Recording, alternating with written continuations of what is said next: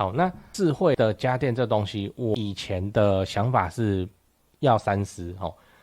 为什么？因为它有安装的问题，然后现在安装都被改进很多了。然后它有一个我一直很担忧的风险，就是我怕它怎样，很容易坏，很容易出包。比方说，你明明就设好时间，可时间到它就不亮，哦，或是晚上你就好好的，然后突然它就亮了，看有鬼哦之类有没的，我就怕会有这种包啊。那至少我用起来哦，我现在是感觉没有想象中的困难哦。我用了以后有破除那个迷思啊。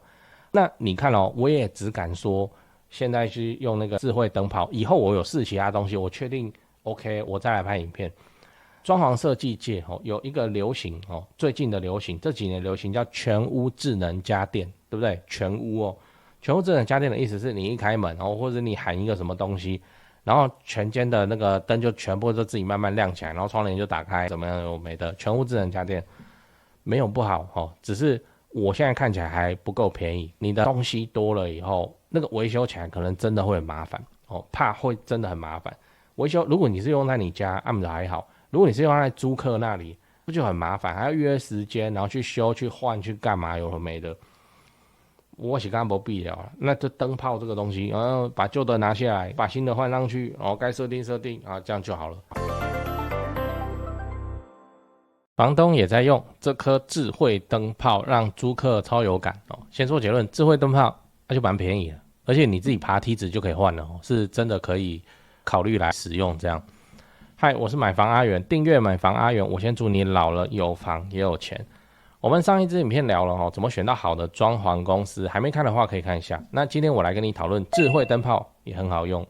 我们继续来讨论能够拉高租金的小物。这次我们来讲智慧灯泡。智慧灯泡这个东西我认为你真的可以了解一下，为什么？因为它价格真的没有很贵你看这个是小米的智慧灯泡非常的，反正有一堆牌子啊，你看起来像杂牌啦那我先拿小米的出来讲这个不是业配，就给你参考一下，长这个样子那个白光的灯泡一颗245块，彩色的比较贵395块。那这个灯泡的好处是什么？来，第一个它可以调亮度，第二个它可以声控，第三个它可以在定时开关你指定的时间定时开定时关这样。如果你是采光版本的话，还会有奇效来，你知道，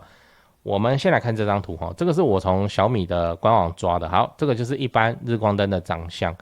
然后我用 AI 改一个这个是亮度调低的样子，你看是不是看起来就有那个氛围感就不会惨白惨白这样。所以你就可以根据环境的现场状况来做亮度的调整，还可以定时。例如说，你就设定晚上的8点，这盏灯自动亮起来，12点自己关掉就这样。然后你要知道，彩色版的更好用。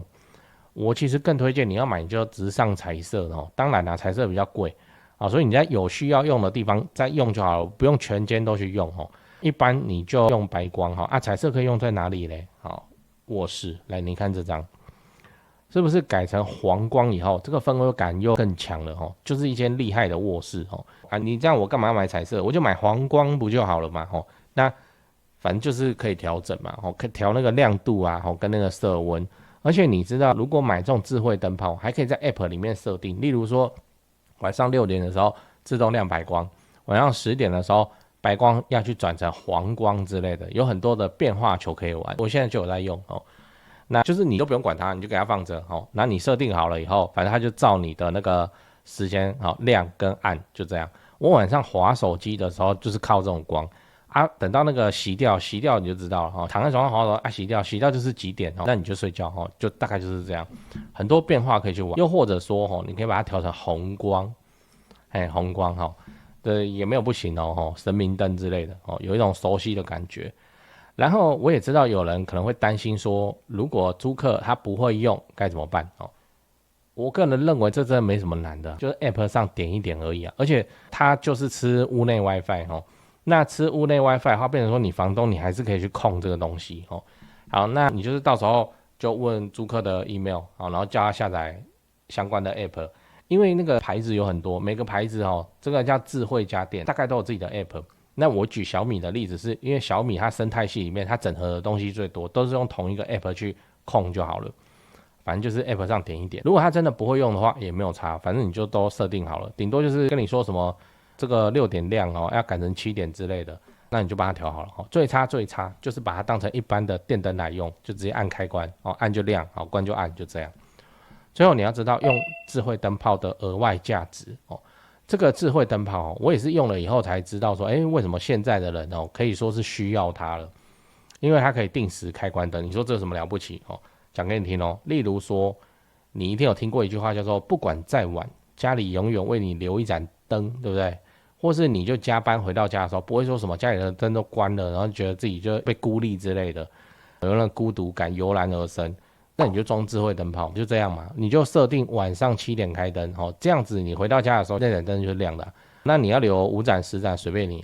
那你就不会觉得说自己是孤独的单身狗了。或是你租给一对小夫妻，那你就可以跟他们说，这个灯可以声控，或者用 app 来关灯，他们睡觉的时候就不会在那边争说谁去关你去啦，什么有没的。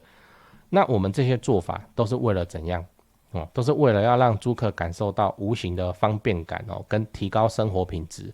让他愿意拿更多的钱出来租同一间房子就是这样。我们改造的目的就不能偏移啦，不能说这东西很屌很酷我就把它买下来装。我们目标是拉高租金。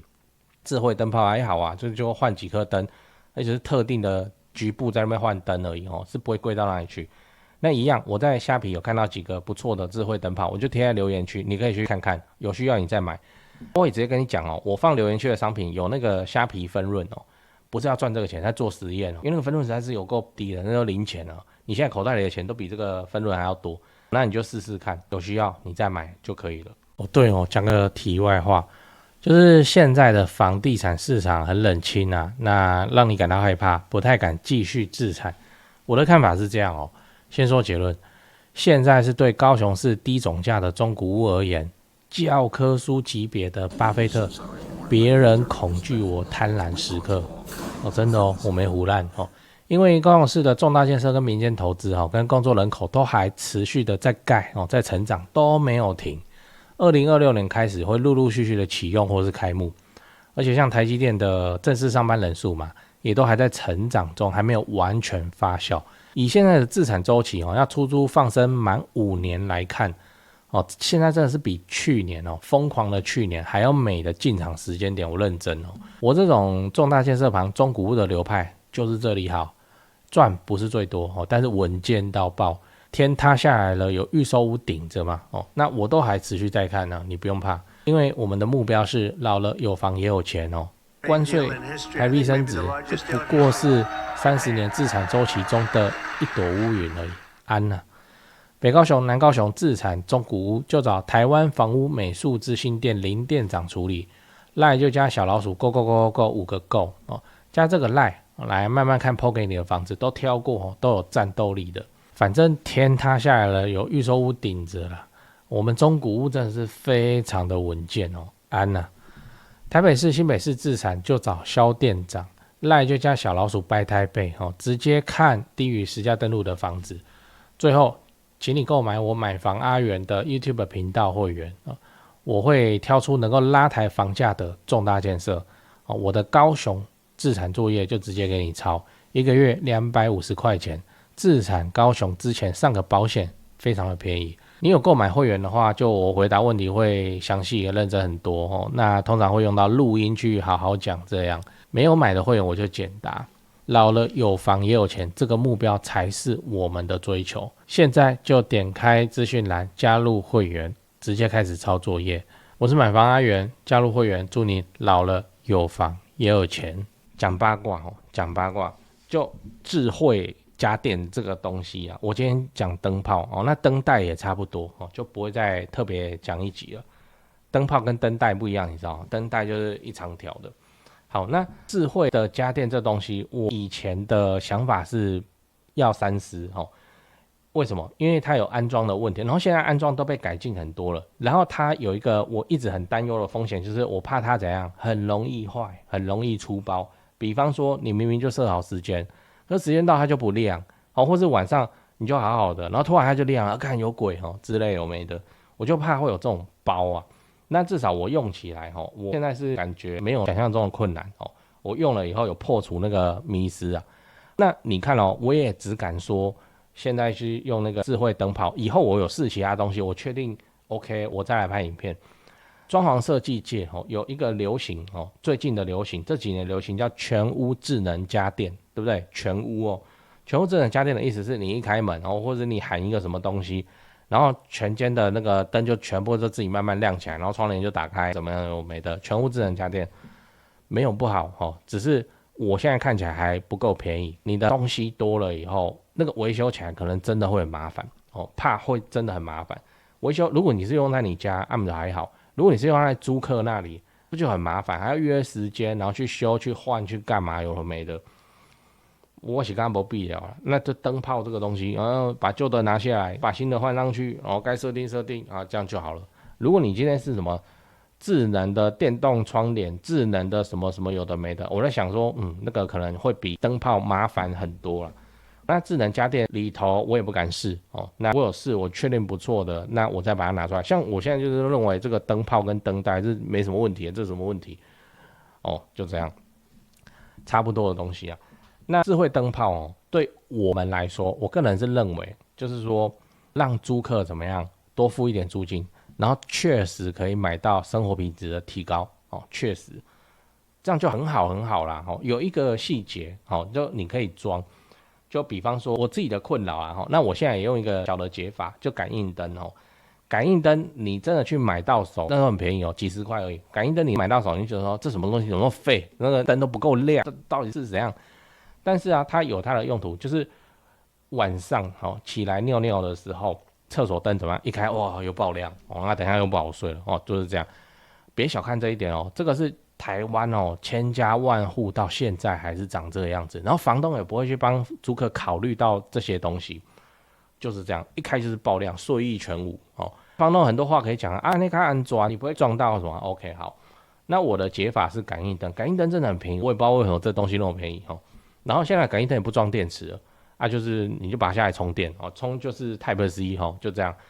就充电充一个电大概又可以撑1个月了大概都这样。小米自己也有出感应灯你说它会怕浴室里的潮气，那真的还好，那真的没什么，我都测试过了那个感应灯我是怎么做？我去包保鲜膜，我就把它拉开拉紧感应灯我去拿给你看好了，长这样感应灯。然后你也不要问我这什么牌，我也不知道，我那时乱买杂牌就长这样。它中间的这个头就是感应的侦测的所以它平常也不会亮。然后等到晚上它侦测到有人路过，或就是你开门你开门的话，那它就会亮起来。然后它亮的亮度超废的但总之就是这样。然后充电口没什么功能，那这后面你爱粘你就去粘我连粘都很懒，我就直接给它放台面放地上。好，这个东西的作用是什么？就是说你晚上睡觉门一打你要尿尿的话，你打开你不用去开厕所的主灯一开就爆亮那你就怎么样？那你也不用摸黑上厕所，那你就摆这个东西它感应到你它就亮了就好了但我现在是嫌这个东西秒数不够久，它大概亮15秒，男生都 OK， 那女生的话可能时间上会不够用你就去选嘛，市面上那么多的感应灯还不错或者用定时开关也可以感应灯就这种东西，智慧家电像这种东西就是对我来说就真的是居住品质会有获得提升，就你住起来会有一种舒服啦。那真的说你觉得哪边比较舒服，来一张纸一个笔，你把它写下来，你就写不出来，从那种无形的舒服你就去给它搞这种东西就好了。那个灯泡也一样就是这些智慧家电智慧起来，它应该要实现什么目的？它应该要实现什么目的就是你也感受不到它的存在，就是这样然后你去外面住或是干嘛，你就觉得外面各种不方便到底是差在哪里想不起来总之参考看看。今天节目讲的那个智慧灯泡跟这个感应灯，小的废废的感应灯，用在厕所，晚上上厕所不用开主灯，一打开它那个不怎么亮，在晚上刚好很好用。因为晚上我们在睡觉的时候，那个瞳孔会放大嘛所以那时候像我们现在房间开灯，我们这样肉眼看不觉得怎么样，等到你睡觉的时候，我突然把电灯房间打开，你觉得好亮，同一盏灯，对，就是这样。那你这种不怎么亮的灯，我个人现在认为最佳应用场景就是厕所里面感应灯，你怕它受潮就包保鲜膜，这个我以前包过另一颗我现在懒得包了，因为几十块的东西真的坏了我就丢了，就保鲜膜把它拉紧拉这一面，然后把那个后面就粘起来会很丑的地方把它粘在后面就这样就好了它就已经隔绝水汽了。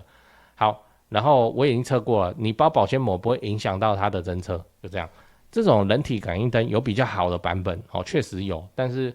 我是觉得你的目标是晚上上厕所不刺眼的话，你先从便宜的试起来。我另一间的那个就是磁吸的，那个就要拆下来，我懒得拆先看这种便宜的被我乱丢的长这样参考看看。你最近在找室内装潢公司吗？我查到一个有趣的资料讲给你听，就是说民众在找室内设计公司最讨厌遇到的几个状况。来，第一个，设计师承包商收款后跑路，对吧？这确实很糟糕，因为这等于是装潢蟑螂，这就要打诉讼了。可是房子还是拆在那边很讨厌这样。不过我知道有一家不会这样，因为他几千万的门市，在家装潢都是老板自己买自己装的有那个财务的实力。那现场也有直接可以挑瓷砖、挑板材的地方大门市找得到人，跑不掉。那真的做爆了的话，也兜得了底都还赔得起。第二点是施工不良，日后漏水。我都施工了还漏水，这也确实很麻烦，因为都住进去了嘛。那到时候为了要修漏水，可能还影响到邻居搞得家里又要变工地。不过我知道有一家不会这样至少豪宅案子也是敢委托他们去做。那第三点是恶意追加费用，预算严重超支，这个也是很糟糕，就是通常是发生在那种跑单帮的设计师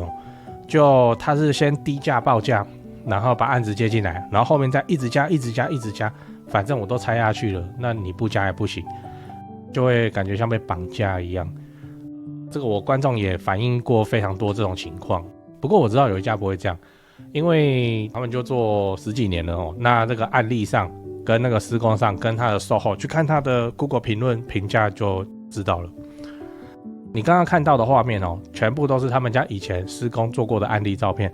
接下来我都放完工后的照片给你看。先说结论台北市、新北市地区的朋友，反正就是蘆洲，他们店在蘆洲，